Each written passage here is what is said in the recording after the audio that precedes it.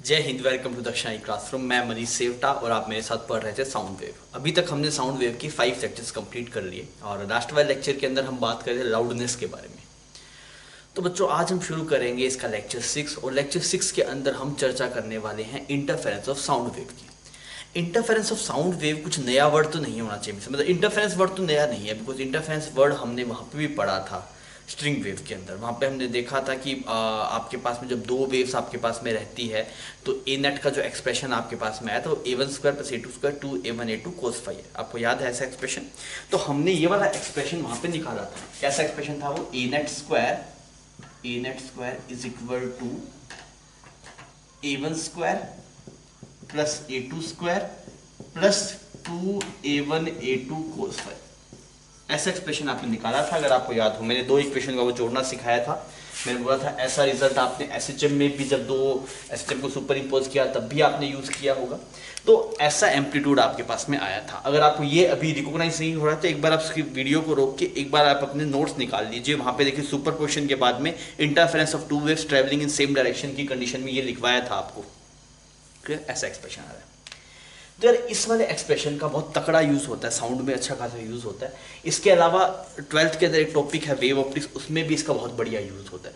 तो हम इस पे थोड़ी सी और चर्चा आज हम करेंगे। स्ट्रिंग वेव में हमने हल्का इंट्रोडक्शन लिया था, अभी हम उसी इंट्रोडक्शन को थोड़ा आगे बढ़ाएंगे। तो देखिए ये तो है आपके पास एम्पलीट्यूड का एक्सप्रेशन, पर आपको पता है साउंड वेव में एम्पलीट्यूड वर्ड ज्यादा इंपॉर्टेंट नहीं है, इंटेंसिटी वर्ड ज्यादा इंपॉर्टेंट है। कैसे? बिकॉज आपके कानों में साउंड आता है, आप ये पूछते हैं इंटेंसिटी कितनी है, आप ये नहीं पूछते वैसे एम्पलीट्यूड कितना है।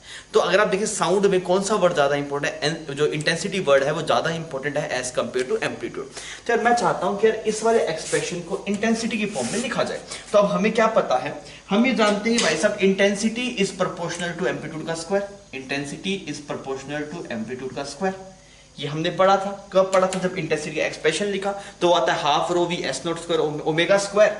ये था ना, that is intensity is equal to half rho v s naught square omega square. मतलब वहां से अगर आप देखेंगे तो intensity is directly proportional to amplitude का स्क्वायर। मतलब इसको आप ए नेट स्क्वायर क्या लिख सकते हैं फिर? अगर मैं इसी एक्सप्रेशन को इंटेंसिटी में लिखना चाहूं तो ए नेट स्क्वायर बन जाएगा आई नेट,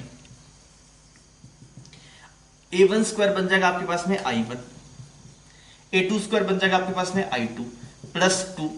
अच्छा A1 को क्या लिखेंगे? Root I1। बे amplitude is proportional to root I1 ना, तो ये क्या बनेगा? रूट I1 I2 और कोस फाई। ये तो एक्सप्रेशन आपके पास में एम्पलीट्यूड में और ये एक्सप्रेशन आपके पास में इंटेंसिटी में। दोनों ही एक्सप्रेशन आपके पास में इंपॉर्टेंट है। जैसे जैसे अब हम आगे बढ़ रहे हैं, साउंड वेव में जाएंगे या फिर 12th क्लास में वेव ऑप्टिक्स में जाएंगे, तो इस वाले एक्सप्रेशन की ज्यादा वैल्यू हो जाएगी as compare to this expression. Clear? इसमें यहां तक देख लो कोई दिक्कत है क्या? एम्पलीट्यूड का एक्सप्रेशन पता था, मुझे पता है कि intensity is proportional to amplitude square, ये लिखा जा सकता है। और हमने यहाँ पे क्या देखा? साउंड में एम्पलीट्यूड, साउंड में intensity word is more important, intensity word is more important than amplitude. String wave में अगर आप देखें तो वहां पे एम्पलीट्यूड वर्ड ज्यादा इंपॉर्टेंट था, बिकॉज हमें स्ट्रिंग में एम्पलीट्यूड दिखाई देता है। यहाँ पे एम्पलीट्यूड दिखता तो कुछ भी नहीं है, पर हमें जो सुनाई देता है वो इंटेंसिटी सुनाई देती है। ठीक है ये बात? तो अब आप देखिए, मान लीजिए आपसे कभी बोला जाए कि भाई साहब दो साउंड आ रही है ना, एक साउंड यहां से आ रही है, एक साउंड यहां से है, दो साउंड आ रही है और उन दोनों के अंदर फेज डिफरेंस आपको गिवन होगा। ये फाई क्या है आपके पास में? फाई यहाँ पे फेज डिफरेंस है। अगर आप देखें I1 क्या है? I1 है इंटेंसिटी ऑफ फर्स्ट, मतलब वन साउंड वेव। I2 होगी intensity of second sound wave, मतलब फर्स्ट साउंड वेव, मतलब दो वेव्स आ रही है ना आपके पास में, एक साउंड वेव की इंटेंसिटी है I1 और दूसरी साउंड वेव की इंटेंसिटी आपके पास I2। और फाई क्या है आपके पास? फाई है phase difference between the both sound wave. Phi क्या है बच्चों? Phi is phase difference between the both sound wave. आप याद कीजिए जब ये एक्सप्रेशन आपने लिखा था तो आपके ऐसी इक्वेशन हुआ करती थी। पहली इक्वेशन थी y1 is equal to A1 sine omega t minus kx और दूसरी इक्वेशन थी y2 is equal to A2 sine omega t minus kx plus phi. तो दोनों फेज डिफरेंस कितने का था? फाई का था। अरे बात समझ में आ रही है? कोई दिक्कत नहीं। तो यहाँ पे जो फाई है वो फेज डिफरेंस है दोनों के बीच में। तो हमने क्या लिख देता हूं यहां पे मैं A1 स्लैश I1। ये क्या हो गया आपके पास? ये हो गया आपके पास एम्पलीट्यूड स्लैश इंटेंसिटी। मतलब ये वाला जो वर्ड है वो एम्पलीट्यूड को शो कर रहा है, ये वाली जो टर्म है वो इंटेंसिटी को शो कर रही है। Intensity of first wave similarly अगर आप बात करेंगे A2I2, तो A2I2 क्या हो गया, amplitude intensity of second wave. भाई सब दो वेव आके इंटरफेयर कर रही होगी ना, इंटरफेरेंस समझते हैं ना भाई, दोनों का आके मिलना। अगर ऐसे दो वेव्स आके मिलेगी तो एक की इंटेंसिटी कुछ A1 होगी, दूसरे की एक की इंटेंसिटी कुछ I1 होगी, दूसरे की I2 होगी। समझ में आ गई बात? ठीक है, ये फाई वर्ड बड़ा इंपॉर्टेंट है ना, इसकी बहुत ही जरूरत पड़ेगी हमें। फाई क्या है आपके पास, phase difference between two sound waves. समझ में आ गई? क्लियर है? कोई दिक्कत नहीं? यहां तक देख ले यार, कुछ तो लग रहा है सर यहाँ में फंस गया, सोच ले इसके बारे में। आसान सी बात थी, इसमें तो कुछ नया नहीं था। अब हमारे लिए मान लीजिए कभी भी कोई मुझसे पूछेगा ये दो वेव्स हैं और इन दोनों का ए नेट निकालो या फिर आई नेट निकालो, तो मैं बोलूँगा मैं निकाल दूँ, मुझे कोई दिक्कत नहीं, मुझे A1 दे दे, A2 दे दे और फाई दे दे। तो फाई वर्ड क्या है आपके पास, बहुत इंपॉर्टेंट वर्ड हो गया ना। फाई अगर नहीं मिलेगा तो आप आगे प्रोसीड नहीं कर सकते। तो हमने क्या लिखा, हमने यहाँ पे लिखा कि ए नेट और आई नेट को निकालने के लिए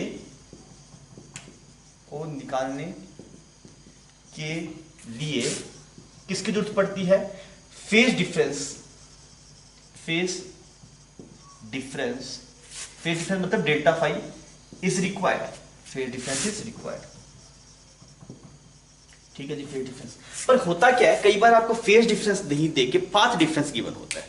कई बार क्या होता है सवालों में, मेरी बात समझिए, अभी हम आगे बढ़ रहे हैं, यहां तक तो हम पुरानी बात जानते थे, ये सब हमें पढ़ा हुआ है कि भाई कई बार क्या होता है, आपको फेज डिफरेंस ना देके पाथ डिफरेंस दे देता है। तो अब आपको क्या होना चाहिए, आपको फेज डिफरेंस और पाथ डिफरेंस में रिलेशन निकालना आना चाहिए। अब दिक्कत क्या है, मतलब क्या नया है हमारे पास में, क्या नया है हमारे पास, क्या होता है, sometimes path difference is given, path difference between two waves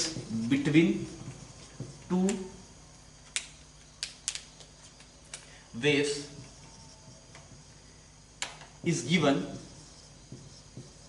instead of phase difference।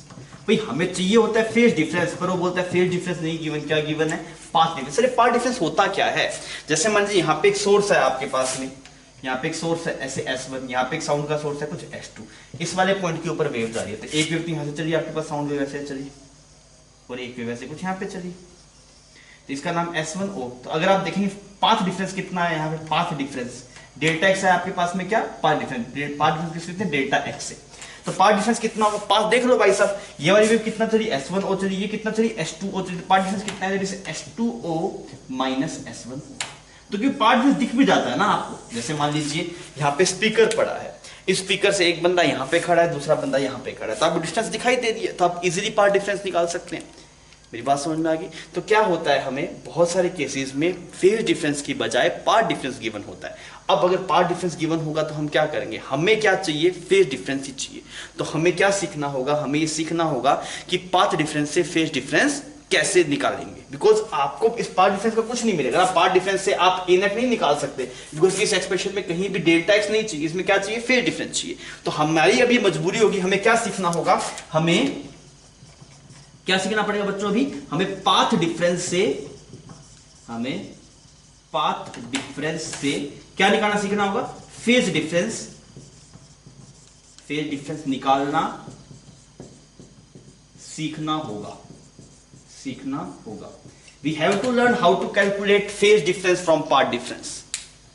समझ में आ गई? क्योंकि आपको सवालों में पाथ डिफरेंस गिवन होगा, पर पाथ डिफरेंस का मैं कुछ नहीं कर सकता। मुझे हमेशा क्या चाहिए, मुझे फेज डिफरेंस चाहिए, और मुझे अगर फेज डिफरेंस चाहिए तो मुझे पता होना चाहिए भाई साहब कि पाथ डिफरेंस से फेज डिफरेंस कैसे निकाल सकते हैं। क्लियर? छाप लीजिए, पहले आप इसको छापिए ना, फिर अपने इसी चीज पर चर्चा करते हैं कि relationship between path difference and phase difference, वो मैं आपको सिखाता हूं, फिर मैं इसी चीज को थोड़ा और आगे बढ़ाऊंगा। ठीक है, छाप लीजिए बच्चों। अभी हम बात करेंगे relationship between path difference and phase difference. जो अभी हम चर्चा कर रहे थे कि हमें जो दिखाई देता है वो पाथ डिफरेंस ज़्यादा दिखता है as compare to phase difference, तो हमें पाथ डिफरेंस गिवन रहता है, हमें पाथ डिफरेंस से फेज डिफरेंस निकालना होता है। तो हम यही सीखना चाह रहे थे कि हमें ये कुछ सिखा दे कि हम किसी भी तरीके से जान पाएँ कि पाथ डिफरेंस अगर गिवन होगा तो फेज डिफरेंस आप कैसे निकाल सकते हैं। देखिए अपने से कैसे करेंगे। अब कैसे करते हैं कि यहाँ पे ऐसे मान लेते हैं कि यहाँ पे ऐसे करके एक कोई वेव है, ऐसे वेव है आपके पास, ठीक। तो अगर आप पूछो कितने टाइम बाद, जैसे ये वाली पोजीशन कुछ ए है, ये वाली पोजीशन कुछ बी है, तो आप देखिए सर बी मतलब बी के बाद में ये वेव वापस रिपीट हो रही है, बी के बाद वेव क्या हो रही है, रिपीट हो रही है। तो अगर आप बोले इसका फेज जीरो, तो मतलब रिपीट मोशन कब होता है, 2 पाई फेज के बाद में, तो ये जीरो तो कितना बन जाएगा 2 पाई, ऐसे बोल सकते हैं। जैसे इसका फेज अगर जीरो तो ये कितना 2 पाई फेज की तरह आप ट्रीट कर सकते हैं इसको। मेरी बात समझ में आ गई? या फिर आप ऐसे देखिए भाई, अगर इसका फेज हम जीरो मान लें, पहले ये बना होगा, तो इसका फेज कितना होगा आपके पास 2 पाई। ठीक है, अब ये डिस्टेंस कितनी है आपके पास लैम्डा, तो हम क्या बोलेंगे, लैम्डा पाथ डिफरेंस है, फेज डिफरेंस कितना है, लैम्डा पाथ डिफरेंस किसके बराबर हो गया 2 पाई फेज डिफरेंस। समझ में आ रही नहीं बात, कि देखिए इसके बाद में रिपीट होना शुरू हो गया, तो जब मोशन रिपीट होता है तो मतलब मैं बोलूं एक पूरा टाइम पीरियड हो गया, तो उसमें कितना फेज हो जाता है 2 पाई फेज हो जाता है। अगर आप एसएचएम आपको याद हो तो भाई एसएचएम में यहाँ पे मीन पोजीशन में जीरो होता है, फिर पाई बाय 2, फिर पाई, फिर 3 पाई, पाई बाय 2 और फिर 2 पाई। तो आप बोलेंगे लैम्डा पार्ट डिफरेंस में कितना है आपके पास में 2 पाई फास्ट डिफरेंस। तो अगर आप देखिए 1 unit path difference, 1 unit path difference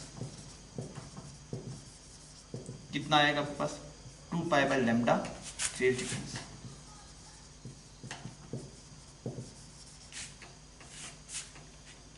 समझ में आ गई बात। अगर आप करेंगे डेल्टा एक्स पाथ डिफरेंस में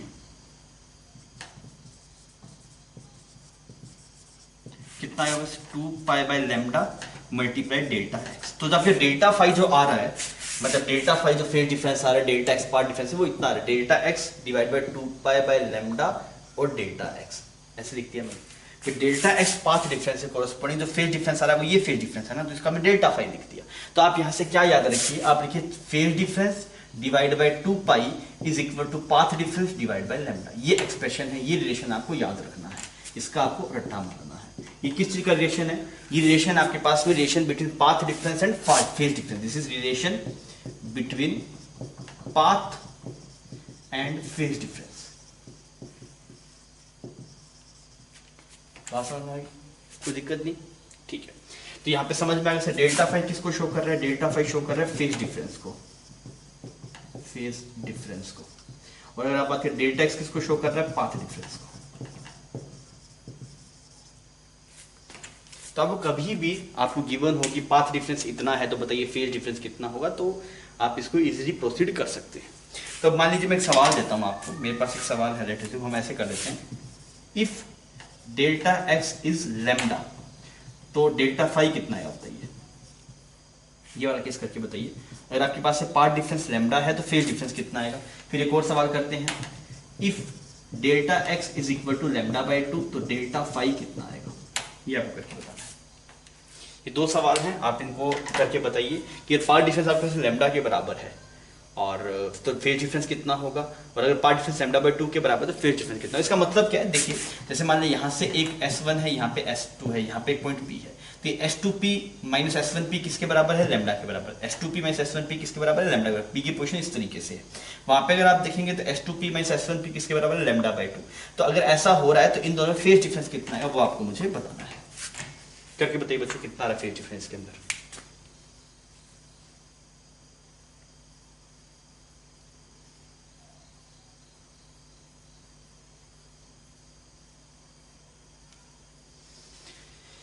हाँ भी हुआ, तो डायरेक्ट फॉर्मूला बेस है, आप यहाँ पे लिखेंगे डेल्टा एक्स बाय लैम्डा, तो डेल्टा एक्स बाय लैम्डा होता है आपके पास is equal to delta phi by 2 pi, और ये हमें निकालना है। तो डेल्टा एक्स के लिए कितनी भी लैम्डा होगी, तो यहाँ पे डेल्टा फाई कितना आ गया 2 पाई आ गया आपके पास।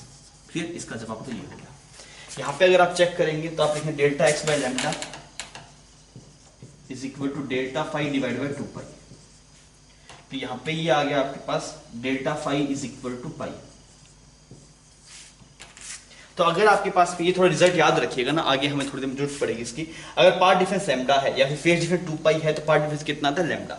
अगर फेज डिफरेंस पाई है आपके पास तो पार्ट डिफरेंस कितना आता है लैम्डा बाय 2। ये बात थोड़ा मेमोराइज कर लीजिएगा ना, कि अगर आपके पास पाथ डिफरेंस लैम्डा है तो फेज डिफरेंस 2 पाई आएगा, या फिर उल्टा भी याद कर सकते हैं, फेज डिफरेंस 2 पाई है तो पार्ट डिफरेंस लैम्डा होगा, वहां पे फेज डिफरेंस अगर पाई होगा तो पार्ट डिफरेंस कितना होगा लैम्डा बाय 2।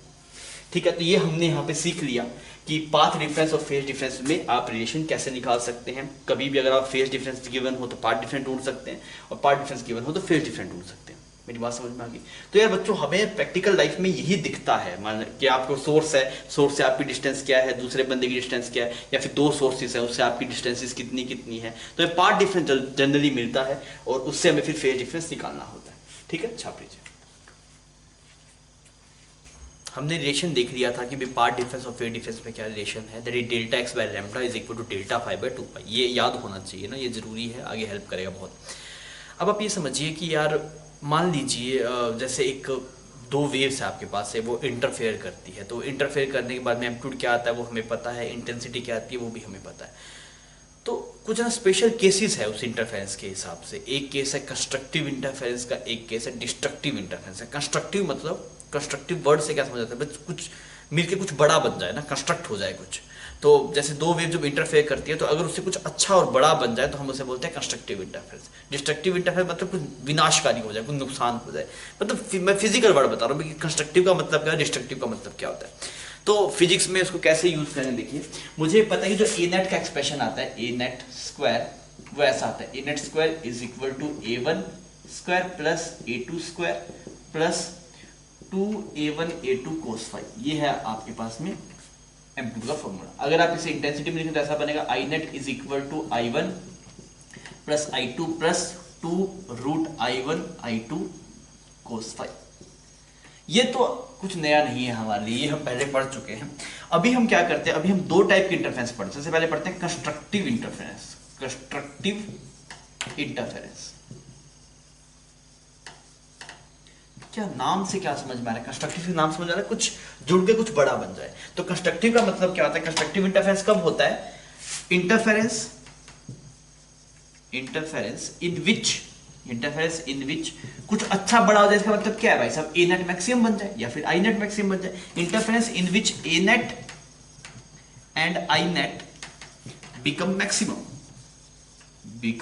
मैक्सिमम, समझ में आ रही बात? हम क्या, अगर एक ऐसा इंटरफेरेंस जिसमें ए नेट की वैल्यू और आई नेट की वैल्यू मैक्सिमम बन जाए, मैक्सिमम वैल्यू अटेन कर ले, तो वो इंटरफेरेंस आपके इसमें कंस्ट्रक्टिव होता है। अच्छा, मैक्सिमम कब अटेन करेगा? मैक्सिमम अटेन जैसे ये ए नेट की वैल्यू मैक्सिमम कब होगी? ये वैल्यू कांस्टेंट है, ये वैल्यू कांस्टेंट है, ये 2A1 A2 कांस्टेंट, सिर्फ ये फाई वैरी कर रहा है, ये कोस फाई वैरी कर रहा है। तो कोस फाई की वैल्यू मैक्सिमम कितनी हो सकती है? 1। कोस फाई की वैल्यू मैक्सिमम कितनी हो सकती है बच्चों आपके पास? 1।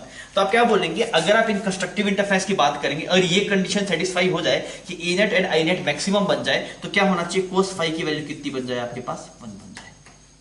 कोस फाई की वैल्यू कितनी बन जाए बच्चों? 1। और कोस फाई की वैल्यू 1 कब कब होती है? तो फाई की वैल्यू क्या होनी चाहिए आपके पास? फाई होना चाहिए 0, 2 पाई, 4 पाई, 6 पाई, 8 पाई, ऐसा ही होना चाहिए। या फिर आप जनरल फॉर्म में लिखें तो फाई क्या हो जाए? 2n पाई।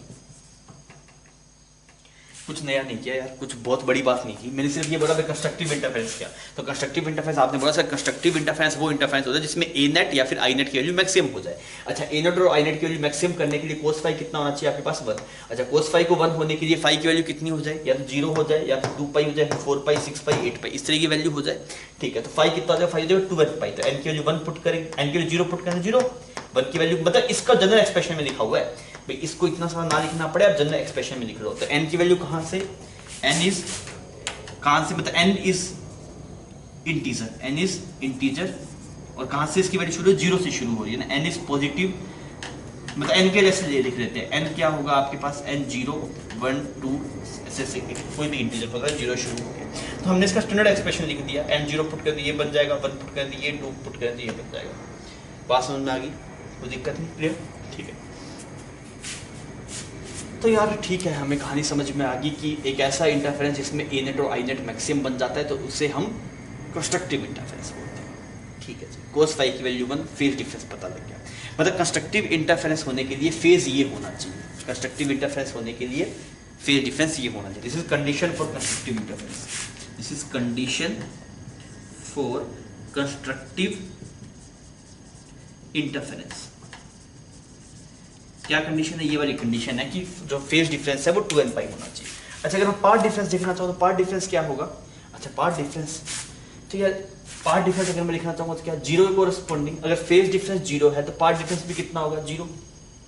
फेज डिफरेंस 2 पाई होता है तो पार्ट डिफरेंस कितना आता है? सर कैसे निकालेंगे? ये एक्सप्रेशन है, देख, delta x by lambda is equal to delta phi divide by 2 pi. अब देख, अगर फेज डिफरेंस 0 था तो यहाँ पे 0 पुट कर दे तो पार्ट डिफरेंस भी 0 आएगा। फेज डिफरेंस अगर 2 पाई होगा तो यहाँ पे 2 पाई रखेगा तो पार्ट डिफरेंस कितना है, लैम्डा। अगर यहाँ पे तेरे पास 2 पाई तो रखेगा, यहाँ पे ये 4 पाई रखेगा नेक्स्ट, तो 4 पाई रखने से क्या मिलेगा तेरे को, 4 पाई रखने से मिलेगा तेरे को 3 लैम्डा, ऐसे 4 लैम्डा। समझ में आ रही मेरे पास? तो आप लिख सकते डेल्टा एक्स कितना होना चाहिए, एन लैम्डा होना चाहिए, डेल्टा एक्स एन लैम्डा। मतलब कंस्ट्रक्टिव इंटरफेरेंस होने के लिए फेज डिफरेंस होना चाहिए 2n पाई और पार्ट डिफरेंस होना चाहिए n लैम्डा। समझ में आ गई? अगर कोई दो वेव्स आ रही है उनके बीच में जो पार्ट डिफरेंस है आपके पास में वो लैम्डा है, 2 लैम्डा है, सॉरी 2 लैम्डा रह गया ना, तो 2 लैम्डा भी आएगा, 2 लैम्डा है, 3 लैम्डा है, 4 लैम्डा है। अगर path difference lambda 0 lambda 2 lambda 3 lambda 4 lambda n lambda के बराबर है तो वो कंस्ट्रक्टिव इंटरफेरेंस होगा। और अगर फेज डिफरेंस आपके पास में 2 पाई 0 2 पाई 4 पाई 6 पाई 8 पाई इस तरीके का है तो भी कंस्ट्रक्टिव इंटरफेरेंस है। दोनों एक ही बात है, ये फेज डिफरेंस में लिखो चाहे पार्ट डिफरेंस में लिखो, दोनों का रिलेशन हमें पता है। समझ में आ गया? कोई आपसे पूछे कि कंडीशन फॉर कंस्ट्रक्टिव इंटरफेरेंस क्या है, कंस्ट्रक्टिव इंटरफेरेंस क्या हुआ आपके पास, तो हमने क्या बोला, डेल्टा एक्स डेल्टा फाई कितना होना चाहिए, 2n पाई होना चाहिए, और डेल्टा एक्स कितना होना चाहिए, n लैम्डा होना चाहिए। अगर ऐसा कुछ हो रहा होगा आपके पास तो वो इंटरफेरेंस कंस्ट्रक्टिव इंटरफेरेंस होगा। अगर से थोड़ा सा कंस्ट्रक्टिव इंटरफेरेंस को फील करने थोड़ा बेटर रहेगा, कैसे कर सकते हैं, देखिए मान लीजिए एक वेव ऐसी है आपके पास, एक वेव ऐसी है, समझ में आ रही बात, और दूसरी वेव कैसे बना दी, दूसरी भी डिट्टो ऐसे सेम फेज में है ना आपके पास, फेज डिफरेंस हम ऐसा कुछ बना दें, ऐसे है, ऐसे भी बना दी। अब सोच के देखिए अगर जो इन दोनों का रिजल्टेंट वेव बनेगा, इन दोनों का जो रिजल्टेंट वेव बनेगा वो कैसी वेव बनेगी आपके पास में, वो कुछ ऐसी वेव बनेगी। यहाँ पे थोड़ी जगह कम रहेगी ना, तो एक काम करते हैं, इसको थोड़ा छोटा कर देते हैं, थोड़ा दिख जाए। हम दो वेव कैसे कंस्ट्रक्टिव इंटरफेरेंस ऐसे देख सकते हैं, मान जैसे पहली वेव ऐसी है आपके पास, पहली वेव ऐसी है, ठीक है, और दूसरी वेव भी ऐसी है, सेम दूसरी वेव भी ऐसी है आपके पास। अब सोचिए अगर ये दोनों इंटरफेयर करेगी तो क्या होगा, ये सेम का सेम ऐसा है यहाँ पे, तो इसका एम्पलीट्यूड अगर ए होगा, इसका भी एम्पलीट्यूड अगर ए होगा तो ये कितना बन जाएगा आपके पास में, 2a बन जाएगा, तो फाइनल वेव कुछ ऐसी बन जाएगी। तो ये आपके पास से वेव 1 है, दिस इज वेव 1, ये क्या आपके पास है वेव 2, और ये क्या है आपके पास में इन दोनों की जो रिजल्टेंट वेव है, this is resultant wave, resultant wave, और इसका एम्पलीट्यूड कितना हो जाएगा आपके पास, 2a हो जाएगा। समझ में आ गई मेरी बात? अच्छा, तो अब हमें ये समझ में आ गया भाई साहब, कंस्ट्रक्टिव इंटरफेरेंस का मतलब ये होता है कि आपके पास में जो ए नेट है वो मैक्सिमम बन जाए, आई नेट मैक्सिमम बन जाए। अब उस चीज को सेटिस्फाई करवाने के लिए कोस फाई की वैल्यू 1 होनी चाहिए। अब कोस फाई की वैल्यू 1 कब कब होती है, 0 2 पाई 4 पाई, तो मैंने बोला फेज डिफरेंस होना चाहिए 2n पाई। फिर यहां से फेज डिफरेंस से आप पार्ट डिफरेंस निकाल सकते हैं, तो पार्ट डिफरेंस होना चाहिए n लैम्डा। हमने इसको थोड़ा विजुअलाइज कर लिया, अब ऐसा होता है। अच्छा, अगर मैं बात करूंगा कंस्ट्रक्टिव इंटरफेरेंस में ए नेट कितना आएगा आपके पास, अगर हम थोड़ा सा यहां पे प्रोसीड कर लें आगे बढ़ते हुए, तो ए नेट कितना बन जाएगा आपके पास, अगर आप देखें कंस्ट्रक्टिव इंटरफेरेंस में,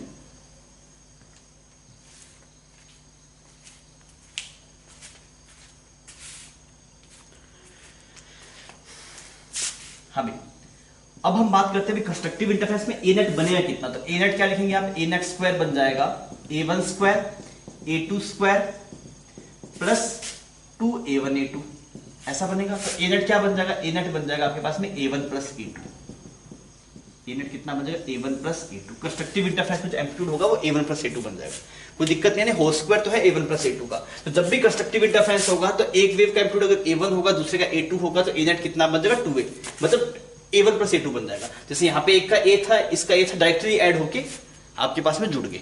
जैसे इसमें इसका a1 इसका a2 डायरेक्टली जुड़ जाएगा, तो a1 प्लस a2 बन जाएगा। हमने कुछ नहीं किया, हमें समझ में आया, अच्छा उसके लिए कोस फाई की वैल्यू 1 होनी चाहिए, तो मैंने बोला कंस्ट्रक्टिव इंटरफेरेंस में अगर आप एक्सप्रेशन लिखें तो कोस फाई की वैल्यू 1 लिख दो, तो मैंने 1 लिख दी वैल्यू, तो ऐसा बन गया। तो ए नेट कितना आ रहा है आपके पास, a1 प्लस a2। सिमिलरली अगर आप बात करेंगे इंटेंसिटी वाला एक्सप्रेशन क्या बन जाएगा, तो आप लिखेंगे I net is equal to i1 plus i2 plus 2 root i1 i2, 2 root i1 i2। तो ये क्या हो गया आपके पास, आई नेट बन गया आपके पास root i1 plus root i2 का होल स्क्वायर, ये एक्सप्रेशन बन गया। तो कंस्ट्रक्टिव इंटरफेरेंस में एम्पलीट्यूड बन जाता है a1 प्लस a2, और कंस्ट्रक्टिव इंटरफेरेंस में इंटेंसिटी बन जाती है I net that is equal to root i1 plus root i2। Clear sir? क्या क्या याद रखना है, सबसे पहले ये पता होना चाहिए कंस्ट्रक्टिव इंटरफेरेंस होता क्या है। ऐसा इंटरफेरेंस जिसमें एम्पलीट्यूड या फिर इंटेंसिटी मैक्सिमम बन जाए। अच्छा, उसको होने के लिए क्या होना चाहिए, क्योंकि इस एक्सप्रेशन में एक ही वेरिएबल टर्म है ये, तो cos फाई की वैल्यू कितनी होती है 1। अच्छा, cos फाई की वैल्यू 1 होने के लिए फाई ये वाली वैल्यूज होनी चाहिए। अच्छा, फाई की वैल्यू को अगर आप जनरल फॉर्म में लिखें तो 2n पाई लिख सकते हैं। फिर मैंने बोला अच्छा फेज डिफरेंस है, तो फेज डिफरेंस से पार्ट डिफरेंस भी निकाला जा सकता है। तो कंडीशन क्या बनी, कंस्ट्रक्टिव इंटरफेरेंस होने के लिए फेज डिफरेंस होना चाहिए 0, 2 पाई, 4 पाई, 6 पाई, 8 पाई। पार्ट डिफरेंस होना चाहिए लैम्डा, 2 लैम्डा, 3 लैम्डा या फिर 0। समझ में आ गई बात। तो ये हम थोड़ा ग्राफिकल रिप्रेजेंटेशन देख लिया। फिर हमने ये देखा अच्छा जब कंस्ट्रक्टिव इंटरफेरेंस होगा तो इनेट कितना बनेगा, तो इसकी वैल्यू 1 पुट करी तो ऐसा एक्सप्रेशन बन गया, तो इनेट बन गया a1 + a2। सिमिलरली इंटेंसिटी में भी cos फाई की वैल्यू 1 पुट कर दी, तो यहाँ पे देखा √i1 + i2। तो इतनी बात होगी कंस्ट्रक्टिव इंटरफेरेंस के अंदर। ठीक है, तो जब कंस्ट्रक्टिव इंटरफेरेंस होगा तो फाइनल एम्पलीट्यूड मैक्सिमम बन जाएगा आपके पास, फाइनल इंटेंसिटी भी क्या हो जाएगी, मैक्सिमम हो जाएगी। अच्छा, साउंड में कैसे सुनाई देगा, जैसे मान लीजिए आपके पास में एक साउंड यहाँ से आ रही है, एक साउंड यहाँ से आ रही है। अगर दोनों साउंड्स में कंस्ट्रक्टिव इंटरफेरेंस होगा तो साउंड का इंटेंसिटी बहुत ज्यादा हो जाएगा, तो एकदम आपको अचानक बहुत ज्यादा आवाज सुनाई देगी। समझ में आ रहा है, जैसे एक ये गाना प्ले हो रहा है, यहाँ पे एक और फ्रीक्वेंसी प्ले हो रही है, दोनों अलग अलग सुन ली अब आपने। जैसे ही दोनों मिलेगी और अगर दोनों में कंस्ट्रक्टिव इंटरफेरेंस होगा तो उसकी वैल्यू अच्छी खासी बढ़ जाएगी। आपको फिर अगर इतनी इंटेंसिटी कैसे बढ़ी, तो उसके अंदर क्या हो रहा होगा, कंस्ट्रक्टिव इंटरफेरेंस हो रहा होगा। ठीक है बच्चों, छाप लीजिए, फिर अपने बात करेंगे डिस्ट्रक्टिव इंटरफेरेंस की। बच्चों अभी हम बात करेंगे डिस्ट्रक्टिव इंटरफेरेंस की। तो डिस्ट्रक्टिव इंटरफेरेंस का नाम से समझ पा रहे हैं, कुछ आपके पास में नुकसान हो जाए, कुछ कम हो जाए, तो हम क्या बोलेगा, interference in which inet and anet become minimum, anet become minimum। ठीक है जी, तो अब मैंने एक्सप्रेशन लिखा, जनरल एक्सप्रेशन ये आता है anet square is equal to a1 square plus a2 square plus 2a1 a2 cos phi. और अगर इंटेंसिटी एक्सप्रेशन लिखूं तो ऐसा आता है inet is equal to i1 plus i2 plus 2√i1 i2 cos phi. अब मैं आपसे बोल रहा हूं anet की वैल्यू मिनिमम होनी चाहिए, inet की वैल्यू मिनिमम होनी चाहिए। आप मुझे खुद सोच के बताइए कि cos फाई की वैल्यू कितनी होनी चाहिए उसके लिए। cos फाई की वैल्यू क्या हो ताकि anet और inet मिनिमम हो जाए। तो हम क्या चाहते हैं, हम चाहते हैं anet और inet क्या हो जाए, आपके पास मिनिमम हो जाए। यार अगर anet और inet को मिनिमम करना चाहते हैं तो cos फाई की वैल्यू कितना करना पड़ेगा, -1। समझ में, cos फाई जब -1 होगा तभी ये ऐसा होगा कि anet मिनिमम हो जाएगा, inet मिनिमम हो जाएगा। तो यार ये cos फाई की वैल्यू -1 कब होती है, जब फाई की वैल्यू कितनी होती है आपके पास, पाई होती है, 3 पाई होती है, 5 पाई होती है, 7 पाई होती है। और समझ में आ रहा है, तो अगर आप फाई को जनरल एक्सप्रेशन लिखेंगे, मतलब जैसे कंस्ट्रक्टिव के लिए फाई होना चाहिए था 2 पाई 0, 2 पाई, 4 पाई, 6 पाई, 8 पाई। यहाँ पे अगर आप देखेंगे तो वैल्यू है पाई, 3 पाई, 5 पाई, 7 पाई। इसको आप क्या लिख सकते हैं, इसको लिख सकते हैं 2n - 1 या फिर 2n + 1 पाई लिख लो आप, 2n + 1 पाई जनरल एक्सप्रेशन अगर आप लिखना चाहें तो। और n की वैल्यू कितनी है, 0, 1, 2 ऐसे करते करते कुछ वैल्यू हो जाएगी।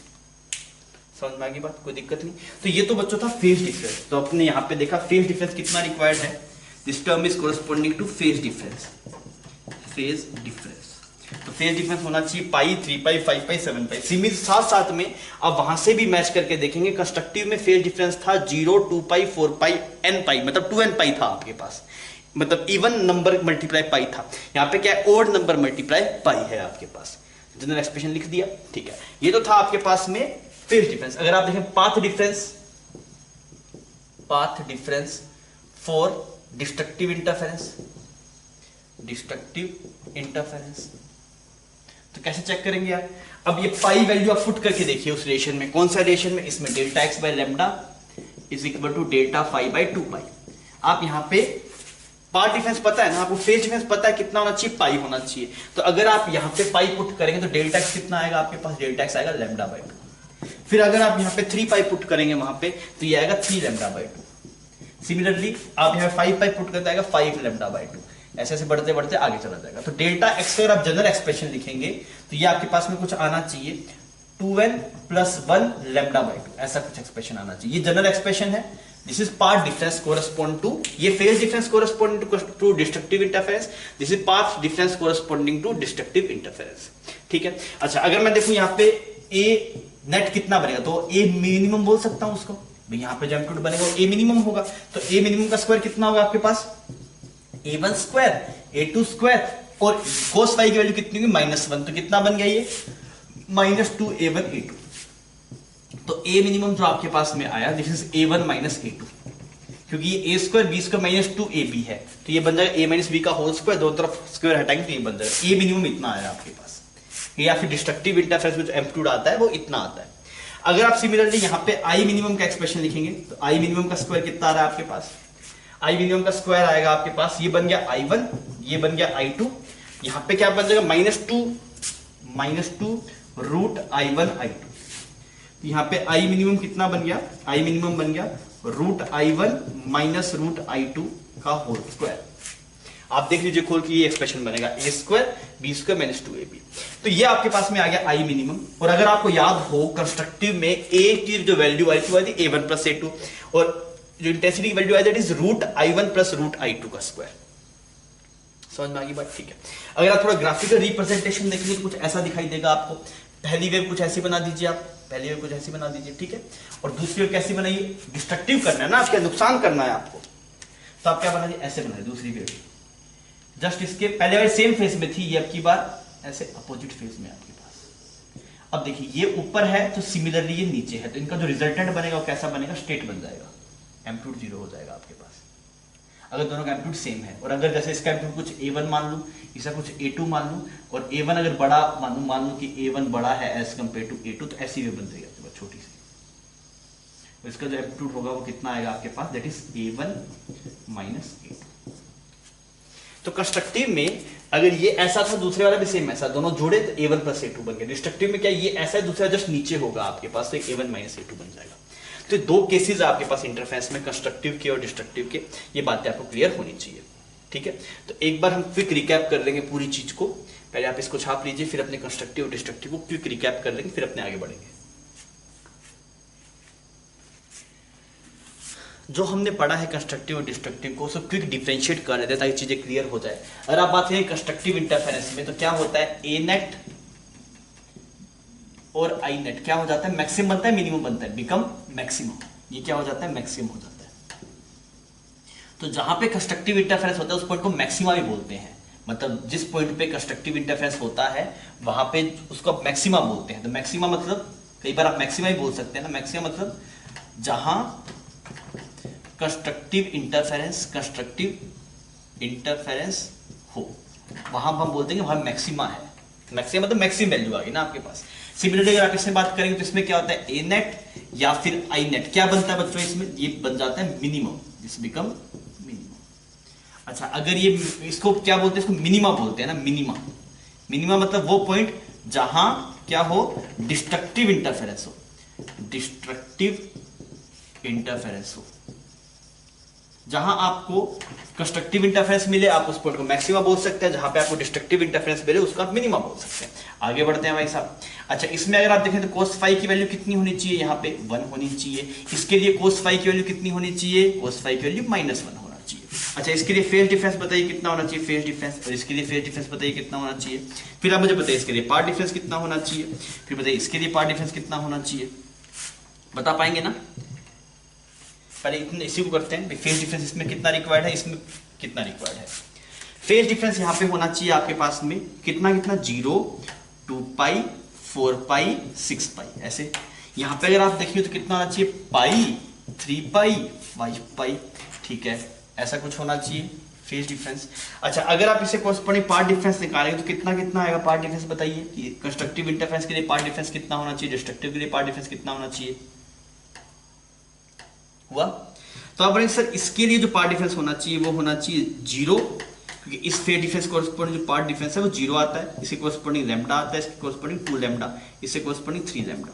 मतलब पार्ट डिफरेंस होना चाहिए n लैम्डा, डेल्टा एक्स कितना होना चाहिए, n लैम्डा होना चाहिए। यहाँ पे देखेंगे तो कितना λ/2, 3 λ/2, 5 λ/2, ऐसा कुछ होना चाहिए।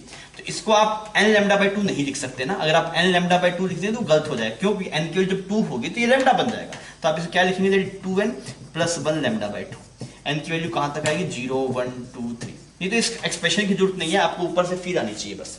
अच्छा, यहाँ पे जो a मैक्सिमम बनता है वो कितना बनता है, a मैक्सिमम कितना बनता है, यहाँ पे a मिनिमम होता है वो कितना बनता है। यहाँ पे बताइए I इंटेंसिटी मैक्सिमम कितना बनता है, और यहाँ पे बताइए इंटेंसिटी मिनिमम कितना बनता है। कर पाएंगे क्या, करके बताइए फटाफट।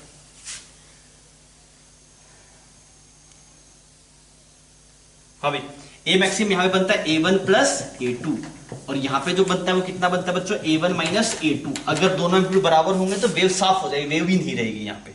यहाँ पे अगर आप देखेंगे तो वो जुड़ के ज्यादा बन जाएगा।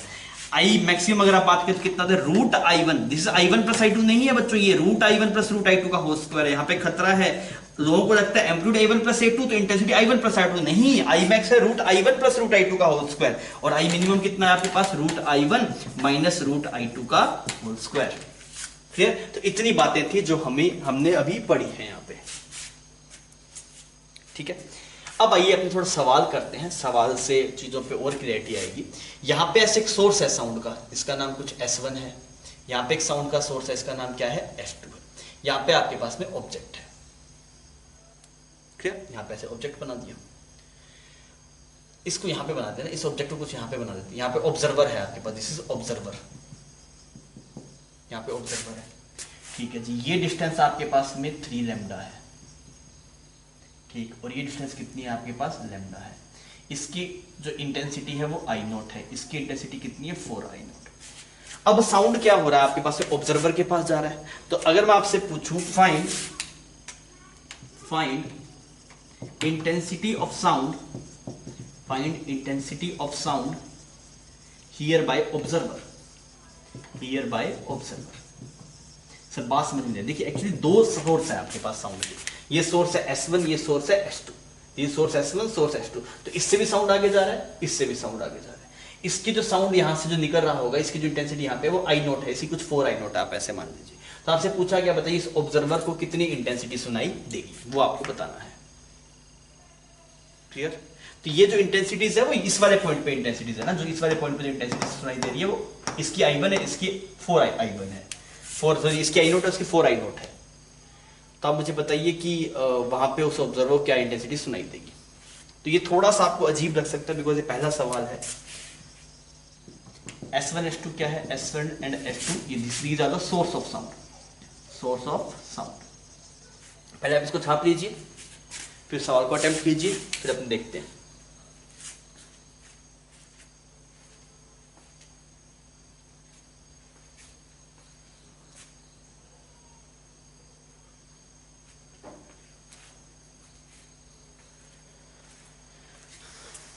हाँ भी हुआ। मैं क्या बोलूंगा, इस वाले पॉइंट का नाम O बोल देता हूं। तो अगर मैं देख रहा हूं तो इस ऑब्जर्वर के पास में दो साउंड आ रही है, एक S1 से आ रही है, एक S2 से आ रही है। तो अगर आप पार्ट डिफरेंस देखेंगे तो पार्ट डिफरेंस कितना है, S1 से जो साउंड चली वो कितना चल गई, S1O। S2 जो चल गई वो कितनी है आपके पास में, S2O। समझ में आ रहा है? बिकॉज यहाँ पे दो साउंड्स आ रही है ना, अगर यहाँ पे दो साउंड आ रहा है तो इंटरफेरेंस होगा। अगर इंटरफेरेंस होगा तो उसके लिए आपको फेज डिफरेंस चाहिए, इंटेंसिटी तो गिवन है, फेज डिफरेंस पता होगा तो बात बन जाएगी। और फेज डिफरेंस के लिए पहले देखो पार्ट डिफरेंस कितना है, तो ये यहाँ से जो साउंड गया उसने चला S1O, यहाँ से जो गया उसने S2O चला। तो पार्ट डिफरेंस कितना है बच्चों, S1O की वैल्यू है 4 लैम्डा, S1O की वैल्यू है 4 लैम्डा, इसकी वैल्यू है लैम्डा, तो कितना बन गया 3 लैम्डा। सही। अच्छा ये आ गया आपके पास में 3 लैम्डा। 3 लैम्डा मतलब कैसा इंटरफेरेंस, डिस्ट्रक्टिव इंटरफेरेंस। तो मैं बेसिक से चलता हूं, वैसे तो मुझे पता है डिस्ट्रक्टिव इंटरफेरेंस है तो डायरेक्टली ये फॉर्मूला लगा के प्रोसीड कर सकता हूं। तो मेरे समझ में क्या है, कैसा इंटरफेरेंस है, this is destructive interference, this is destructive interference. Destructive interference, destructive interference में इंटेंसिटी क्या आता है, that is root I1 minus root I2 का होल स्क्वायर। अरे ऐसे ही आया था आपके पास, ठीक है। रूट I1 कितना है, एक इंटेंसिटी 4I0 है, एक I0 है आपके पास, तो कितना बन जाएगा बच्चों, ये I1 इसको मान लेता हूं तो क्योंकि नेगेटिव कुछ भी कर लो, ये बन गया रूट I0 और ये बन गया 2 रूट I0 का स्क्वायर। अरे सही है। तो यहाँ पे कितनी इंटेंसिटी सुनाई देगी, I0 सुनाई देगी। कितनी सही चीज है यार, यहां से गई I0, यहां से गई 4I0, इसको सुनाई दी वो 5I0 नहीं थी, वो कितनी सुनाई दी, I0 सुनाई दी। तो आपको पहले चेक करना पड़ता है फेज डिफरेंस कितना है। अब फेज डिफरेंस के लिए पार्ट डिफरेंस चाहिए होता है, तो आप पार्ट डिफरेंस से फेज डिफरेंस निकालिए, फिर आगे प्रोसीड कीजिए। तो ऐसे आप कर सकते हैं, ठीक है। आप छापिए, मैं आपको और प्रैक्टिस करवाता हूं, और क्लियरिटी आएगी। हाँ भाई सवाल क्या है आपके पास में, सवाल में बोला गया दो सोर्स है, एक ये सोर्स है, एक ये सोर्स है, S1 S2, और यहाँ पे ऑब्जर्वर है। और आपको बता दिया कि ऑब्जर्वर की दूरी S2 से कितनी है, S1 से कितनी है। सवाल पढ़ दीजिए, S1 and S2 are identical source of sound, have intensity I0, find intensity hear by observer at point O। थोड़ा सोचेंगे तो आप सवालों कर पाएंगे ना, ऐसा नहीं, सवाल आसान है। तो आप खुद से वो ट्राई करके देखो, टाइम दीजिएगा ना बच्चों, टाइम नहीं देंगे, खुद से अटेम्प्ट कर नहीं करेंगे तो आप सीख नहीं पाएंगे इसमें।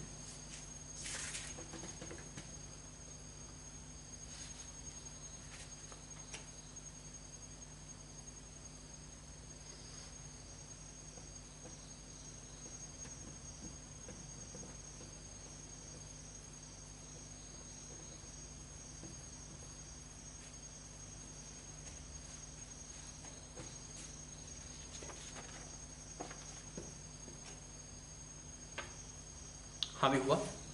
तो मैंने बोला यार यहाँ से भी साउंड जा रहा है, यहाँ से भी साउंड जा रहा है, तो मैं सबसे पहले मुझे फेज डिफरेंस चाहिए, बिकॉज इंटेंसिटी तो पता है दोनों की आई नोट होगी, पर जो नेट बनेगा वो I1 प्लस I2 नहीं होगा। नेट के लिए होता है formula I1 plus I2 plus 2 root I1 I2 cos phi. तो मुझे सबसे पहले पार्ट डिफरेंस चाहिए, क्योंकि पार्ट डिफरेंस से फेज डिफरेंस निकालूंगा। पार्ट डिफरेंस कितना है बच्चों, S1O माइनस S2O। तो S1O की वैल्यू होगी लैम्डा बाई 2 और S2O की वैल्यू होगी लैम्डा बाई 6। तो कितना आ गया आपके पास, लैम्डा बाई 3 आ गया। सही है, कोई दिक्कत नहीं। तो पार्ट डिफरेंस आ गया लैम्डा बाई 3। अब ना ही यार ये पार्ट डिफरेंस कंस्ट्रक्टिव का है ना ही डिस्ट्रक्टिव का है। ऐसा पार्ट डिफरेंस ना ही कंस्ट्रक्टिव के लिए होता है ना ही डिस्ट्रक्टिव के लिए होता है, तो जनरल कोई पार्ट डिफरेंस है। तो अब हमें क्या करना चाहिए, पार्ट डिफरेंस से फेज डिफरेंस निकालना चाहिए। अब हम क्या निकालते हैं, पार्ट डिफरेंस से वी हैव टू कैलकुलेट क्या, phase difference. We have to calculate phase difference. कहां से, फ्रॉम पार्ट डिफरेंस। भाई जो पार्ट डिफरेंस है उससे हमें फेज डिफरेंस निकालना पड़ेगा। तो कैसे निकालेंगे, तब लिखेंगे यहाँ पे delta x by lambda is equal to delta phi divide by 2 pi. अच्छा, डेल्टा एक्स के लिए कितनी हुई, lambda by 3 divide by lambda कर दिया। Delta x lambda by 3 is equal to delta phi divide by 2 pi. तो इस lambda ने इस लैम्डा को मार दिया, तो डेल्टा फाई की वैल्यू आ गई 2 पाई बाय 3। मतलब ये फेज डिफरेंस है आपके पास। अच्छा, फेज डिफरेंस मिल गया तो कहानी खत्म होगी, बिकॉज जो आई नेट का एक्सप्रेशन आता है वो आता है I1 plus I2 plus 2 root I1 I2 cos phi. क्योंकि कंस्ट्रक्टिव डिस्ट्रक्टिव कुछ नहीं था ना। अगर कंस्ट्रक्टिव डिस्ट्रक्टिव होता, मान लीजिए पार्ट डिफरेंस आता या तो लैम्डा या फिर लैम्डा बाई 2 की फॉर्म में आता, तो कंस्ट्रक्टिव डिस्ट्रक्टिव होता, फिर डायरेक्टली कर सकता था। पर अब की बार ऐसा नहीं है, अब की बार वो जनरल केस बन गया, तो हमें बेसिक फेज डिफरेंस निकालना पड़ा और इस एक्सप्रेशन में पुट करते हैं। अगर आप पुट करेंगे तो आई नेट कैसे निकालेंगे आप, तो ये बन गया I नॉट, ये भी बन गया I नॉट, बिकॉज I1 और I2 दोनों ही क्या है आपके पास, I नॉट है। सवाल में ये गिवन है ना, I1 भी I नॉट है और I2 भी कितना है, I नॉट है। आपने पुट कर दिया, प्लस 2 रूट I1 I2, तो ये क्या बन जाएगा 2 I नॉट। ये कोस कितना आ गया आपके पास, 120 डिग्री। कोस बन गया 120 डिग्री। 2 पाई बाय 3 कितना होता है बच्चों, 120 डिग्री। अब कोस 120 डिग्री कैसे निकालते हैं, कोस 120 डिग्री होता है कोस 90 प्लस 30, तो कितना हो जाएगा, माइनस हाफ आ जाएगा। तो ये माइनस साइन 30 हो गया ना आपके पास। और समझ में आ गया, तब आप वैल्यू पुट कर दीजिए। तो आई नेट ऐसा दिखाई दे रहा है, ये 2 आई नोट हो गया, इन दोनों को जोड़ा, यहाँ पे आ गया प्लस 2 आई नोट मल्टीप्लाई माइनस हाफ, तो इसने इसको मार दिया, तो आई नेट कितना आ गया आपके पास, आई नोट के बराबर आ गया। जो इंटेंसिटी फाइनल सुनाई देगी वो आई नोट के बराबर होगी। क्लियर है बात, कोई दिक्कत नहीं, समझ में आ गया। तो ऐसा सवाल मतलब आसान रहता है। और वेव ऑप्टिक्स जब आप पढ़ेंगे 12th में तो आप इसको बहुत ज्यादा यूज करेंगे। अभी तो थोड़ा कम पूछता है इससे सवाल यहाँ पे, क्योंकि इंटरफेरेंस का सवाल 3 जगह से पूछा जा सकता है। स्ट्रिंग वेव से पूछ सकता है, साउंड से पूछ सकता है और वेव ऑप्टिक्स से पूछ सकता है। मोस्टली वेव ऑप्टिक्स से ही पूछता है। अगर आप मान लीजिए इसमें और प्रैक्टिस करना चाहें तो आप ऐसे कर लीजिए, इसको आप लैम्डा बाई 3 कर लीजिए। अब की बार इसको लैम्डा बाई 3 कर लीजिए, सेम सवाल को रिपीट कर सकते हैं आप। जैसे ये अभी था लैम्डा बाई 6 था ना आपके पास, अब मान लीजिए आप और प्रैक्टिस करना चाहें तो एक नया सवाल आप उठा सकते हैं। इतना समझ में आ गया आपको, कोई दिक्कत नहीं। अब एक खुद की प्रैक्टिस के लिए आप इसको लैम्डा बाई 3 करके देख लीजिए एक बार, तो क्या जवाब आता है आपके पास। अब सवाल बदल दिया ना मैंने, अभी न्यू क्वेश्चन है आपके पास, मैंने इसको लैम्डा बाई 3 कर दिया तो क्या प्रैक्टिस कर पाए। तो इसको करके देख लीजिएगा आप कितना जवाब आ रहा है आपके पास। तो आप ऐसे करेंगे, यहाँ पे लैम्डा बाई 3 बन जाएगा। तो आप इसको, ये होमवर्क में होगा ये सवाल अब आपके पास, या खुद से वो ट्राई करेंगे और जो जवाब आ रहा है वो आप मुझे बताएंगे। क्या वेरिएशन किया, पहले लैम्डा बाई 6 था, वो लैम्डा बाई 3 कर दिया। ठीक है बच्चों, छाप लीजिए इसको। बच्चों एक सवाल है आपके सामने, आपको बोला कि यहाँ पे एक स्पीकर है ना, ये स्पीकर है और ये ऐसे साउंड एमिट कर रहा है। अब ये साउंड जाने के 2 रास्ते हैं, एक ये वाला रास्ता, एक ऐसे ऊपर से कुछ साउंड आ रही होगी। आपसे बोला गया कि अगर इंटेंसिटी जो साउंड की जो इंटेंसिटी है स्पीकर की वो दैट इज आई नोट, तो आपसे बोला इस ऑब्जर्वर को कितनी इंटेंसिटी सुनाई देगी, करके बताइए।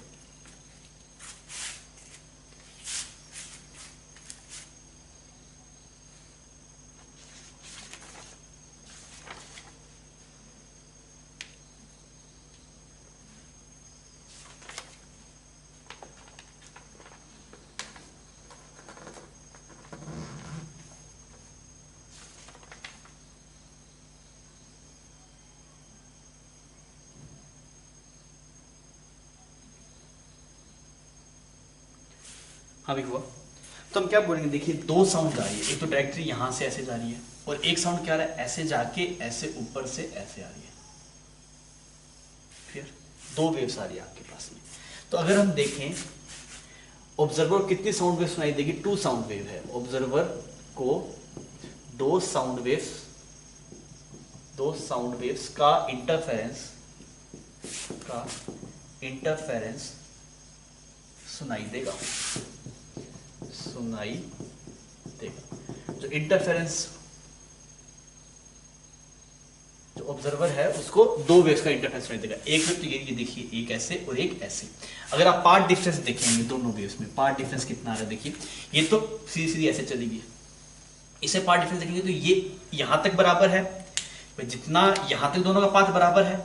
इसके आगे अगर आप देखेंगे यहां से लेके यहां तक का पाथ भी बराबर है और ये वाली डिस्टेंस भी बराबर। तो एक्स्ट्रा पाथ क्या है, ये पाथ एक्स्ट्रा है आपके पास में, ये वाला और ये वाला।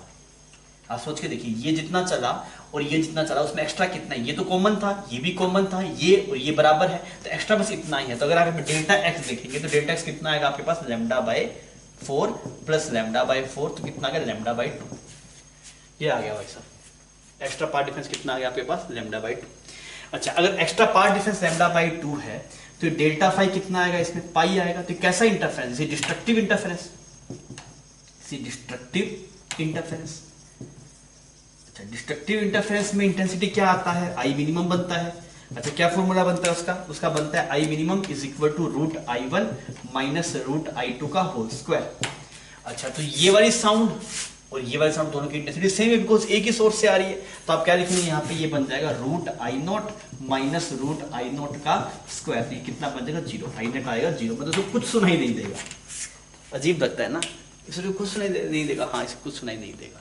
यही तो फिजिक्स है कि जो हम जानते नहीं है, जो हो सकता है उसको हम रियलाइज कर पाए, उसे हम उसी कैलकुलेशन कर पाए। तो आपको भी अगर ऐसा कुछ शेप रहेगा आपके पास में, तो यहाँ से और यहाँ से जो साउंड जा रही होगी उन दोनों के इंटरफेरेंस से जो साउंड सुनाई देगी वो नहीं सुनाई देगी आपको, तो वो 0 हो जाएगा, कुछ नहीं सुनाई देगा आपको।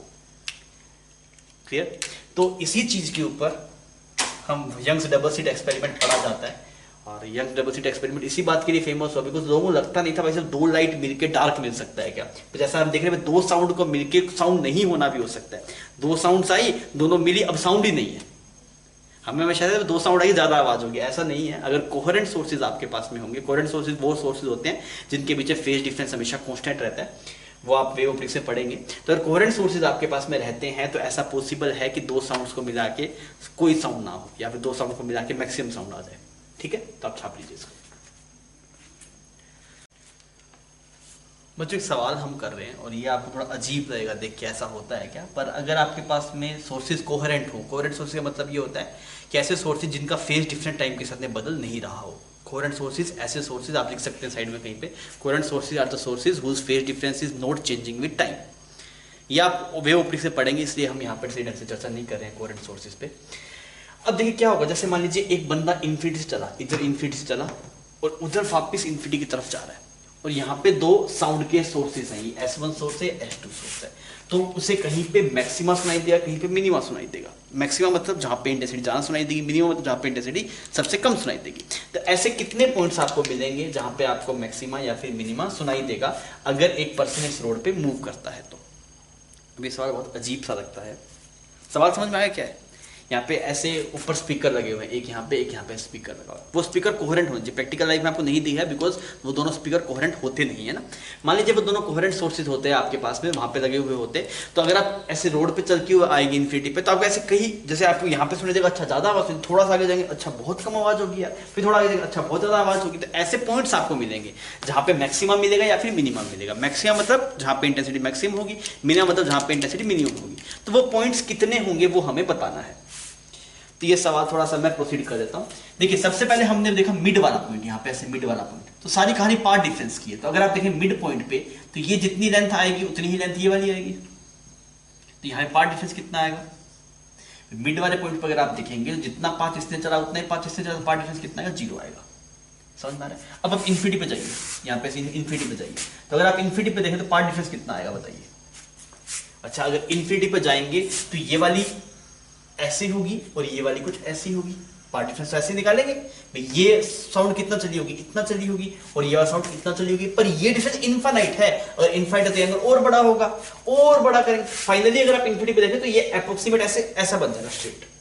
समझ में आ रहा है? अभी जैसे मान लीजिए आप इसको यहाँ पे हैं तो ऐसा बन गया, और दूर जाएंगे तो ऐसा बनेगा, और दूर जाएंगे तो ऐसा, तो अब कितना इनफाइनाइट दूर जाना है, इनफाइनाइट दूर जाना है, तो ये वाला लाइन अप्रोक्सीमेट कैसी बन जाएगी, हॉरिजॉन्टल बन जाएगी, और ये S1 भी क्या बन जाएगा आपके पास में, ऐसे हॉरिजॉन्टल बन जाएगा, क्योंकि इनफाइनाइट तो बहुत दूर है ना यार। आप सोच के देखिए, यहाँ पे जो आ रहा है उसके लिए इसको ऐसा आना पड़ रहा है, और फिर जाएगा तो इसको और ऐसे होना पड़ेगा, और भी तो है, बहुत बहुत दूर है ना, तो बहुत दूर है, तो वो लाइन आप ऐसे टिल्टेड बनाएंगे, टिल्टेड बनाएंगे तो कहीं ना कहीं जाके मिलेगी ना।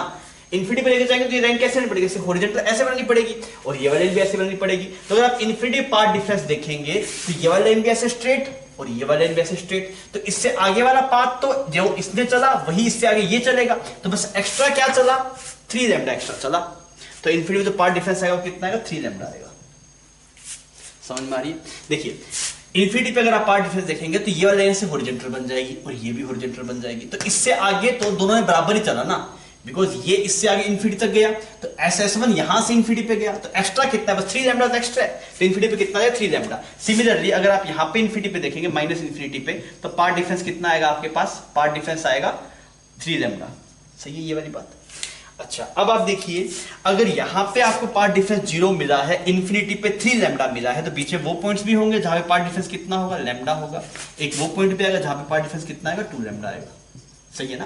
बिकॉज यहाँ पे 0 था, वहां पे 3 लैम्डा है, तो पीछे वो पॉइंट्स भी तो मिलेंगे जहां पे इनके बीच वाले पार्ट डिफरेंस आएंगे। सिमिलरली अगर आप यहाँ पे देखेंगे तो यहाँ पे भी एक पॉइंट मिलेगा जहां पे लैम्डा पार्ट डिफरेंस होगा, यहाँ पे 2 लैम्डा होगा, तो कितने मैक्सिमा मिले, मैक्सिमा यहाँ पे मैक्सिमा है, यहाँ पे मैक्सिमा है, बिकॉज लैम्डा पार्ट डिफरेंस है, यहाँ पे मैक्सिमा है और यहाँ पे मैक्सिमा है, तो 1 2 3 मैक्सिमा, ये एक सेंटर वाला 4, एक ये 5 6 और 7, तो कितने मैक्सिमा मिल गए आपको यहाँ पे,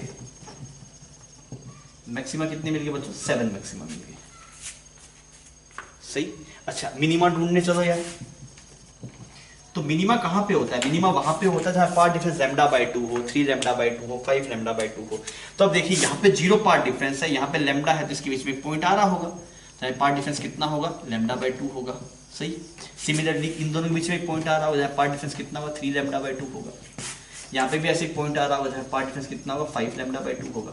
5 लैम्डा बाय 2 ज्यादा पॉसिबल ही नहीं है ना, वो 3 लैम्डा ज्यादा पॉसिबल है नहीं, तो नेक्स्ट अगर आप देखें तो 7 लैम्डा बाय 2 है, वो तो संभव ही नहीं है, बिकॉज इन्फिनिटी पे खुद पे 3 लैम्डा है। तो यहाँ पे मिनिमा मिल गया आपको, यहाँ पे मिनिमा मिल गया, यहाँ पे मिनिमा मिल गया। सिमिलरली इस तरफ भी ऐसे पॉइंट मिलेंगे, चाहे पार्ट डिफरेंस लैम्डा बाय 2 होगा, यहाँ पे पॉइंट मिलेगा जहाँ पार्ट डिफरेंस 3 लैम्डा बाय 2 होगा, यहाँ पे मिलेगा ऐसे 5 लैम्डा बाय 2। तो मिनिमा कितने मिल गए, 1 2 3, ये वाला नहीं था, दिस इज 4 5 और 6, तो मिनिमा कितने मिल गए आपको, 6 मिनिमा मिल गए। तो ऐसे सवाल कई बार पूछ लेता है कि आपसे नंबर ऑफ मैक्सिमा और नंबर ऑफ मिनिमा काउंट करवा लेगा, तो आप क्या कीजिएगा, इन्फिनिटी पार्ट डिफरेंस देख लीजिएगा, सेंटर वाले पे देख लीजिएगा, उस तरफ देख लीजिएगा, फिर आप देख लीजिए अच्छा बीच में कहाँ कहाँ पार्ट डिफरेंस n लैम्डा हो रहा है, जहाँ जहाँ पे n लैम्डा हो रहा है वहाँ मैक्सिमा, और जहाँ पे जब पे आपके पास में लैम्डा बाय 2 के टर्म्स वाले आ रहे होंगे तो वहाँ पे मिनिमम बनना होगा। ठीक है, छाप लीजिए, फिर मैं आपको और सवाल देता हूँ ताकि आप थोड़ा और बेटर अंडरस्टैंडिंग कर पाए इस चीज की। बच्चों सवाल में 2 सोर्स है, एक S1 है एक S2 है, यहाँ पे ऐसे एक इन्फिनिट स्क्रीन है, इसके ऊपर आप ऑब्जर्व करेंगे ना, तो आपको ये बोला गया इस स्क्रीन के ऊपर कितने नंबर ऑफ मैक्सिमा मिलेंगे, कितने नंबर ऑफ मिनिमा मिलेंगे, करके बताइए।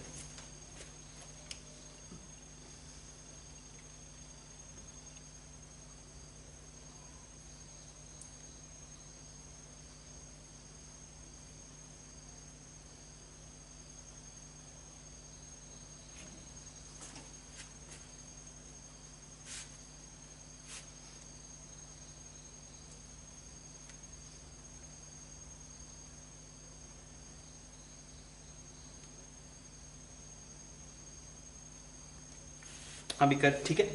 सबसे पहले यहाँ पे देखो, मीन वाले पे देखो, ये वाला ऐसे चलेगा और ये वाला ऐसे चलेगा। इस वाले पोजीशन पे अगर आप देखेंगे तो डेल्टा एक्स कितना है बताइए, यहाँ पे ये ऐसे चला और ये ऐसे चला, तो एक्स्ट्रा पाथ कितना चला, एक्स्ट्रा पाथ चला 4 लैम्डा। ये डिस्टेंस दोनों में कॉमन है ना, ये डिस्टेंस दोनों में कॉमन है, तो ये S1 अगर आप देखिए इस पॉइंट का नाम कुछ O मान लीजिए, तो S1O माइनस S2O क्या आएगा, यही डिस्टेंस तो आएगा, तो यहाँ पे आ गया 4 लैम्डा। समझ में आ गई। इन्फिनिटी पे देखता हूँ भाई साहब, ये वाला पॉइंट ऊपर ऐसे इन्फिनिटी पे लेके चलता हूँ, इधर ऐसे इन्फिनिटी पे चलेगा, इन्फिनिटी में तो बहुत ऊपर हो गया ना, इन्फिनिटी ऊपर होगा, तो ये ऐसे करूंगा तो भी इन्फिनिटी, इन्फिनिटी करीब कैसे हो जाएगा, ये पैरेलल हो जाएगा ऐसे, इन्फिनिटी पे तभी जा पाएगी ना ये लाइन जब कैसे हो जाए, ऐसे पैरेलल हो जाए, और ये वाली लाइन भी कैसे हो जाएगी, पैरेलल हो जाएगी, तभी तो इन्फिनिटी पहुंच पाएंगे। इन्फिनिटी पे नहीं पहुंच सकते। अगर ये भी पैरेलल हो, ये भी पैरेलल हो आपके पास, तभी तो आप इन्फिनिटी पे जा पाएंगे। अगर ये दोनों पैरेलल नहीं होंगे तो आप इन्फिनिटी पे कभी नहीं पहुंच सकते। देखिए अगर आप ऐसे ट्रीटेड होगा तो यहाँ पहुंच जाएंगे, थोड़ा और ट्रीटेड होगा तो ऊपर कहीं पहुंच जाएंगे। इन्फिनिटी पे जाना तो इसको ऐसे होना पड़ेगा और इसको भी ऐसे होना पड़ेगा, तो वर्चुअली जाके इन्फिनिटी में मीट करेगा ये। तो अगर आप देखेंगे इन्फिनिटी में तो पार्ट डिफरेंस जीरो हो जाएगा। क्यों? क्योंकि ये भी ऐसे हॉरिजॉन्टल गया, ये भी ऐसे हॉरिजॉन्टल गया, दोनों एक जैसी डिस्टेंस कवर कर रहे हैं। सिमिलरली अगर आप यहाँ पे देखेंगे इन्फिनिटी पे तो ये भी कितना है, जीरो। तो ये वर्चुअल चीज है, मतलब आप ये बोल सकते हैं जी ऐसे जाएगा तो कभी मिलेगा ही नहीं, पर आप सोचिए तो टिल्ट हो जाएगा तो इन्फिनिटी पे जाएगा ही नहीं ना। इन्फिनिटी पे जाएंगे कैसा होना चाहिए, ऐसे होना चाहिए। तो वहां पे जो पार्ट डिफरेंस आएगा वो टेंडिंग टू जीरो आप बोल सकते हैं, that will be tending to zero. Exactly zero नहीं होगा तो थोड़ा सा 0.0000001 लैम्डा होगा, तो टेंडिंग टू जीरो आप बोल सकते हैं। ठीक है, अब देखिए यहाँ पे जीरो पार्ट डिफरेंस है, यहाँ पे 4 लैम्डा है, तो बीच में कौन कौन से पार्ट डिफरेंस मिले होंगे? बीच में आपको लैम्डा भी मिला होगा, क्योंकि यहां से शुरू होगा तो लैम्डा भी आया होगा, फिर यहाँ पे ऐसे कुछ 2 लैम्डा भी आया होगा, और यहाँ पे कुछ ऐसे 3 लैम्डा भी आया होगा। सिमिलरली अगर आप यहाँ से चलेंगे तो यहाँ पे 0 था, तो फिर यहाँ पे आपके पास लैम्डा आया होगा, फिर यहाँ पे ऐसे कितना आया होगा, 2 लैम्डा आया होगा, फिर यहाँ पे आपके पास में से कुछ 3 लैम्डा आया होगा। सही, तो मैक्सिमा तो मिल गए। कितने मैक्सिमा है? 1 2 3 4 5 6 7 8 9, तो 4 ऊपर 4 नीचे 1 बीच वाला, टोटल कितने आ गए? 9 मैक्सिमा आ गए, 9 मैक्सिमा। हम इन्फिनिटी वाले को इंक्लूड कर रहे हैं, हम इन्फिनिटी वाले को इंक्लूड कर रहे हैं। अगर सवाल में मेंशन हो इन्फिनिटी वाले को इंक्लूड नहीं करना तो आप इन दोनों को स्किप कर सकते हैं, बिकॉज इन्फिनिटी में मिलने में बहुत दिक्कत है ना, ये एग्जैक्टली मिलना बहुत दिक्कत है, क्योंकि इन्फिनिटी पे जाना पड़ेगा उसके लिए एग्जैक्टली इन्फिनिटी पे, और वो होता नहीं है। तो अगर आपको सवाल में बोले कुछ ना बोले तो इन्फिनिटी वाला इंक्लूड करना है, और आपको स्पेसिफिकली मेंशन करते हैं इन्फिनिटी वाला इंक्लूड नहीं करना, तब आप इसको स्किप कर सकते हैं। अच्छा, अब हम मिनिमा की खोज में चलते हैं। तो मिनिमा देखिए यहाँ पे 0 पार्ट डिफरेंस था, यहाँ पे लैम्डा था, तो पक्का यहाँ पे क्या मिलेगा बीच में? λ/2 मिलेगा। ठीक है, लैम्डा और 2 लैम्डा के बीच में कौन सा मिलेगा? 3 λ/2 मिलेगा।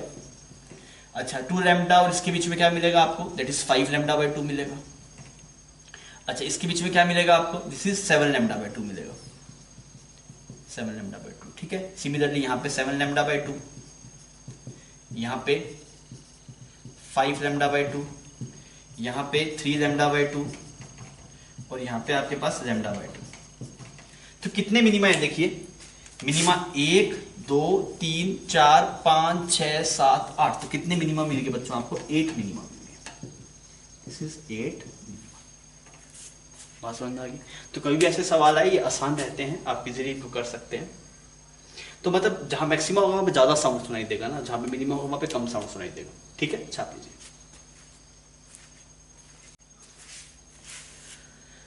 बच्चों जेई लेवल सवाल है और आप कर पाएंगे इसको, आप अगर आप कंसेप्ट सीख गए होंगे। आपको सवाल में क्या बोला गया? ये तो सर्कल का सेंटर है ना, और 2 सोर्स है, एक S1 और एक S2, और इनकी भी दूरी 3 λ/2 है, दोनों इक्वल डिस्टेंस है सेंटर से ना, 3 λ/2 3 λ/2। अब एक बंदा है वो यहाँ पे सर्कल में मूव करता है, पूरे सर्कल में से मूव करता है, तो आपसे पूछा गया कि जब वो मूव करेगा तो बताइए उसे कितने मैक्सिमा सुनाई देंगे। तो ये सवाल आपके पास होमवर्क में है, आप इसे करेंगे और आप मुझे जवाब कमेंट सेक्शन में बताएंगे। ठीक है, एक हिंट दे देता हूं मैं आपको, यहाँ पे जो पार्ट डिफरेंस आएगा वो देखिएगा कितना आ रहा है, यहाँ पे जो पार्ट डिफरेंस आ रहा है वो देखिएगा कितना आ रहा है, फिर सिमिलरली यहाँ का पार्ट डिफरेंस देखिएगा, यहाँ का देखिएगा, फिर आपको जवाब मिल जाएगा। ठीक है बच्चों, तो आप करेंगे और आप इसका आंसर मुझे कमेंट सेक्शन में बताएंगे। ठीक है, तो इस सवाल के साथ में हम इंटरफेरेंस वाली कहानी हम पूरी खत्म करते हैं। हमने कंस्ट्रक्टिव और डिस्ट्रक्टिव इंटरफेरेंस देखा, ये इंपॉर्टेंट है, पर सवाल मोस्टली वेव ऑप्टिक्स से ज़्यादा आते हैं इंटरफेरेंस में। वेव ऑप्टिक्स मतलब इसी सेम टॉपिक का यूज़ करके 12th में एक टॉपिक है wave optics, YDSC Young's double slit experiment, वहाँ से सवाल आने के चांसेस ज़्यादा रहते हैं। फिर भी हमने यहाँ पे देख लिया, बाई चांस कभी आ जाए तो आपको दिक्कत ना हो, बिकॉज वो लास्ट में होना है ना, 12th के बीच में कभी सवाल आ जाएगा तो आपको दिक्कत ना हो। ठीक है, तो हम इस टॉपिक को मतलब इस वाले इंटरफेरेंस वाले पार्ट को हम यहाँ पे खत्म करते हैं। ये लेक्चर इंपॉर्टेंट था, एक बार आप कंस्ट्रक्टिव डिस्ट्रक्टिव इंटरफेरेंस ढंग से देख लीजिएगा, नोट ढंग से पढ़ लीजिएगा। ठीक है बच्चों, मिलते हैं नेक्स्ट लेक्चर के अंदर, तब तक के लिए थैंक यू फॉर वॉचिंग।